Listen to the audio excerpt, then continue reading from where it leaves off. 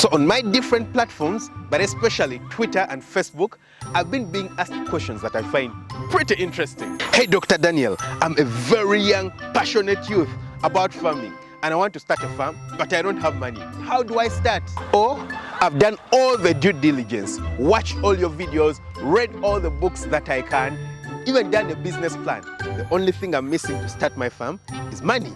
How do I start without money? Well, worry not, because you're in the right place. You're with me, Dr. Daniel, the very passionate farmer. I started my poultry farm with very little money. Well, not no money, but very little money, and I managed to grow to something very big. But I'm not only passionate about poultry farming, I've also developed a passion in a lot of other types of farming. I do cattle, goats, sheep, rabbit farming, and also do grow some crops around. So you're in the right place, and in today's video, we're going to be answering that question, because at Farm Up, all we do is solve problems. So first, I find this a very interesting question, because I'm increasingly being asked this question. And I believe most of the people who are asking this question are young people, you know, people who have probably just graduated, they have failed to get jobs, they're looking around for jobs and they haven't gotten any jobs. Or people who have been working and they're just tired, you know, they look at me on YouTube and they're thinking, this guy is really living the cool life. How do you live being a doctor and you want to start a farm? You go start a farm and actually become successful. Hey, I'm tired, let me quit my job. So they have certainly quit their job, but they'll probably hit a point where they don't have any money and they want to start their farms. But first, let's get inside the chicken house, take a look, see how the birds are doing. Our disinfectant has just been replaced this morning. It's perfect, it's very effective. Let's get inside the house. You can take a look at the birds. It's still morning. It's very early in the morning. The birds have just been given their food. We've been giving the birds vitamins, and like I told you guys, I can't use the big drinkers for medication or vitamins because they're connected to a water system that comes from the tank, which is outside the house, and that means that I would have too much water, which I can't dilute with the medicine. So I usually, if I'm giving medicine, if I'm giving vitamins, anything like that, I use smaller drinkers because there I can control the volume, unlike with these bigger drinkers. My water tanks are 1,000 liters, so it usually doesn't work with them. But as you can see, the birds are feeding, yeah? In the morning, a lot of the birds usually be in a resting mood. If I move around right now, you'll see that some of the birds are just chilling. You can see one down there scratching. The drinkers are empty, so you don't need to worry. They are being picked out and they're being cleaned on the outside. As you can see, the birds are feeding, and in the morning is when most of the birds do lay their eggs. So as you can see inside the laying boxes, the birds are laying their eggs. So I stand to be corrected, but I don't think that 30, 40 years ago, this was a kind of question that was being asked. How do I start a farm without making money? Because it didn't make sense to them at all, yeah? But for some reason, it makes a lot of sense to people in this day and age because they can just sit down and watch TV, they can sit on their phone and order for food, and food will come with an app. They can sit down on TV and, you know, watch things the entire day, and food will come at home because someone will provide the food, you know, their parents.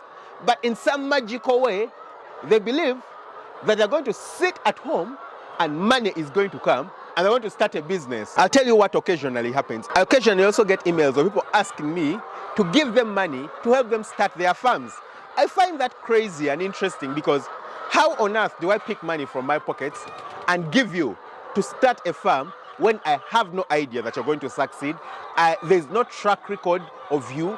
There's no proof of concept. There's nothing to prove that you can actually make it work. I even don't know whether you're going to rob me or you're going to take the money and disappear and not do anything about it. Of course, I would love to be nice and, you know, helpful, but how do I know? How on earth do I know? It's literally the same way banks work, isn't it? Yeah? You go to a bank, you want to get a loan because you want to borrow money and start your farm. But if there's nothing to prove that their money will be able to come back to them, i.e. you haven't done any form of business before, you want to start your business but you haven't done any business before, there's no proof that you're actually able to do it, honestly, most likely they won't give you that money, isn't it?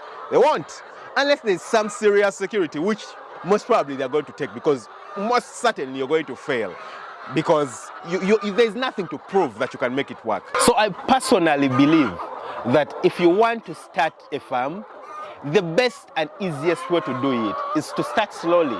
Start as slowly as possible with as few birds as possible. And how do you do that? Get a job and get some money.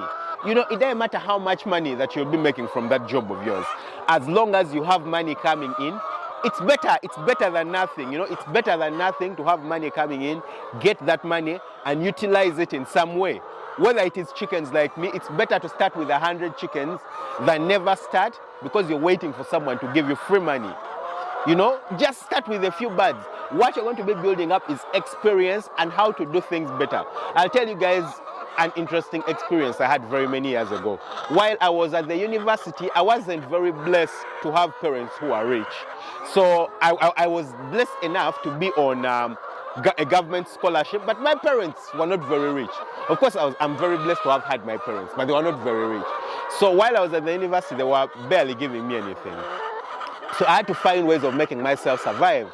So with just $3, I managed to start a business.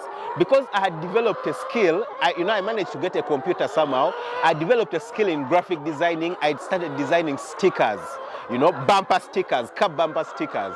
And I would, after classes at the university, I would run back to the main campus and I would display them along the road, you know, the street where everyone passes. And right there, people would buy them. So slowly by slowly, I remember the first day I went and designed stickers, went to a place where they print them for really cheap, and then brought them to the road. I invested $3. And I believe that day I went back home with, you know, maybe about $12. I was like, what? I can't believe it. With just $3, I can make $12. I felt like the richest guy on earth. Oh yes, honestly, I felt like the richest guy on earth. It's so crazy, but that's the way I survived for the rest of my university life, you know, simply getting stickers, printing them and selling them. And then I decided to expand my business. You know, it's so interesting. I decided to expand my business. I decided to make stickers that would talk about, you know, scriptures and church and things about church. And so I made such stickers, and when I would take them to entrances of churches on Sunday, people who are going to church would buy them because they would get them, go and stick them on their cars, go and stick them on their doors at home, go and stick them inside their rooms. I was like, oh, this is really cool. So what did I do? I started hiring people. I started making stickers, and then I would take them to people at different churches, people who sell Bibles and things like that at entrances of churches, and I would give them a commission. You know, I would give them maybe a 15% commission for every sticker that they sell. And just like that, I reached a point where I'm selling maybe $30 in terms of stickers every day. $30 from stickers every day. But I started with $3. Same thing, same logic. It will work with your poultry farm, you know. Get up every morning and go do that business. You know, go work. Go get employed, even if they are paying you very, very little money. You know, it's crazy interesting when I sit down or kneel down like this inside the house, all the birds will come around me. Take a look at them. They are literally pecking my overall. You see, that's why it's important that you have attire on the farm that doesn't go off the farm, because see what the birds are doing. They're literally all just pecking my overall. They are pecking my overall. They are pecking the gumboots down there. See, take a look at that one. Okay, it hasn't pecked. But they're just pecking my gumboots. Okay, one just tried to peck the camera. But they're just pecking me. So what happens is that if you go off the farm and then come back with attire that's dirty, and you enter the chicken house with that attire, you don't know where this attire has been. You don't know what the attire has been in contact with, yeah? So the chickens are literally just going to start pecking your attire, and they're going to pick up diseases just in case your clothes have an illness that you've picked up from somewhere else. So it's very, very important that you change your clothes. If you're wearing gumboots, you know, you disinfect them before you get in, okay? So take a look at the birds. You know, some of them are there just dozing off.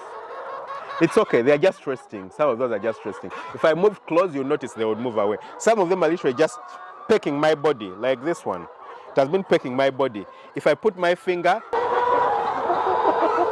you see what happens? The birds literally start pecking your fingers. So if your hands are dirty, if your body is dirty, you could spread disease to the birds. That's why it's important that your body is washed.